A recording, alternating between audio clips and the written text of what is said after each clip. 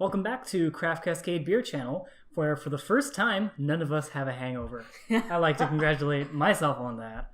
Holy fuck. All right, so today we have two GABF award-winning beers from pretty close to where we live. We have No Clue's Honey Blonde and Beechwood Blendery's Chaos is a Friend of Mine, and we're just going to drink the fuck out of them because they're delicious, and obviously the rest of the nation thinks so too.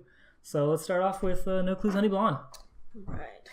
Fuck yeah for winning an award at GABF. That's no easy task.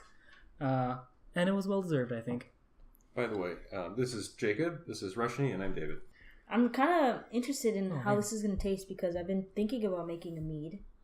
And so I've been really into, I've been looking at honey and trying to see how it's priced and stuff. Definitely, it's actually pretty definitely. expensive, in my opinion. Yeah, honey is not cheap. To use it in beer for just extra flavoring and alcohol, kind of the way this is, or to use it as a full-on mead, that's not cheap. That's why meads are not cheap. But they can be fucking good if you do it right. So what do you guys think of this beer? I have had it plenty of times because I've put into No Clue plenty of times. You guys not as much. So what do you guys think? I don't like the smell. I think Okay. it smells like funky socks. That's definitely the Belgian yeast working. Yeah. And also kind of the fact that it has honey in it. I think like some meads have kind of a like that like earthy. really earthy. Gotcha. Funky sock smell? Funky socks. Wouldn't go quite that far. Funky Socks Meadery out of Flagstaff, Arizona. In terms of taste, though, it's tasty. It's tasty. I like the taste, but I would like the taste if I didn't have to smell it. Okay, for sure. That's a real problem. It's kind of like when you get those really funky cheeses they might taste wonderful, but you really have to get past the smell. Or like durian. Yeah, I was about to say. I know what this makes me smell. There's a lot of... That's something that definitely has like a funky sock smell as a durian. It's like rotting onions and socks. What a lovely description. But the flavor is like custard. It's great. Right, yeah. So it's...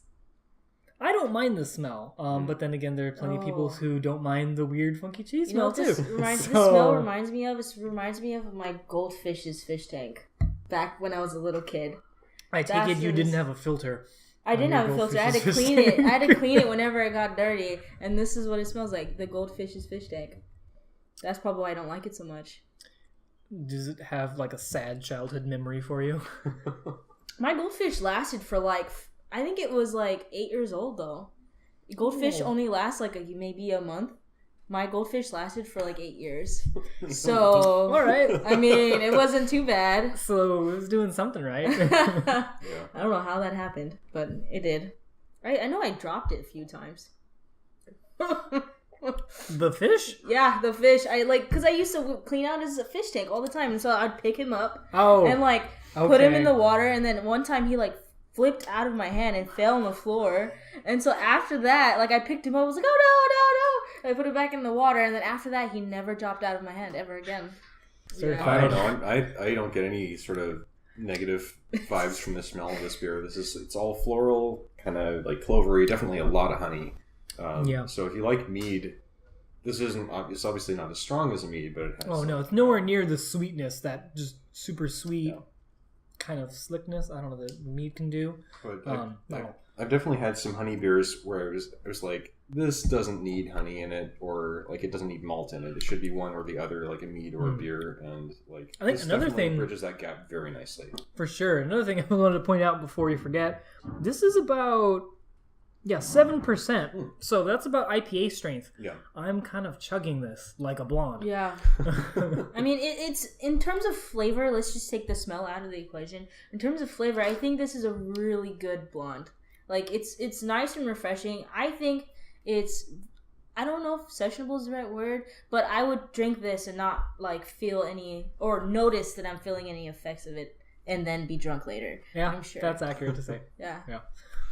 All right, so you guys aren't ready. We'll probably do a cut here. Dog, apparently. Come on, it's you can't have any of this. Come on.